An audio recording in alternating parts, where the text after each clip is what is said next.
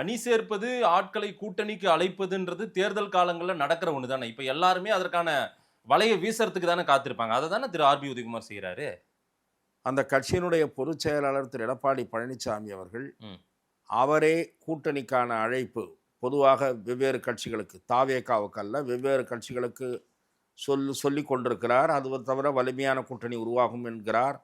அந்த வகையில் அவருடைய ஸ்டேட்மெண்ட் அந்த அளவோடு நிறுத்தி இருந்தால் பரவாயில்லை. ம்.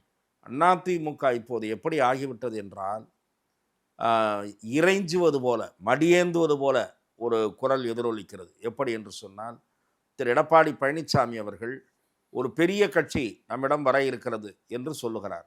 எனக்கு தெரிந்த தமிழ்நாட்டில் 2 கட்சிகள் பெரிய கட்சி, மீதியெல்லாம் அவற்றுக்கு சமமில்லாத கட்சிகள் தான். ஒரு பெரிய கட்சி திராவிட முன்னேற்ற கழகம், இன்னொரு பெரிய கட்சி அதிமுக.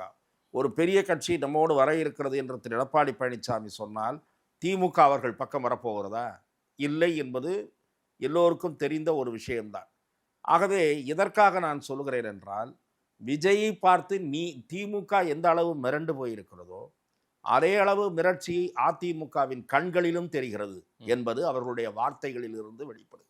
நீங்கள் பவன் கல்யாணி மாதிரி இருங்கள் என்று சொல்லுவதன் மூலம் ஊடகவியலாளர் என்கிற முறையில் மட்டுமல்லாமல் வெளிப்படையாக அந்த ஸ்டேட்மெண்ட் என்ன உணர்த்துகிறது என்பதை நீங்கள் சொல்லிவிட்டீர்கள். ஒரு அனுபவம் வாய்ந்த நெறியாளர் என்கிற வகையில் நீங்கள் என்ன சொல்லுகிறீர்கள்? அந்த ஸ்டேட்மெண்ட் எனக்கு என்ன செய்தி சொல்லுகிறது, அதாவது உங்களுக்கு என்ன செய்தி சொல்லுகிறது என்றால், உங்களுக்கு துணை முதலமைச்சர் பதவி கூட தருகிறோம், வாருங்கள் என்று உதயகுமார் அழைக்கிறாரே என்பது உங்கள் கேள்வி. சரி, அதுதான் நான் சொல்லுகிறேன். அதிமுக இறங்கி வருகிறது, அதன் பலவீனத்தை வெளிச்சம் போட்டு காட்டுகிறது, பிற கட்சிகளுக்கு வெளிச்சம் போட்டு காட்டுகிறது.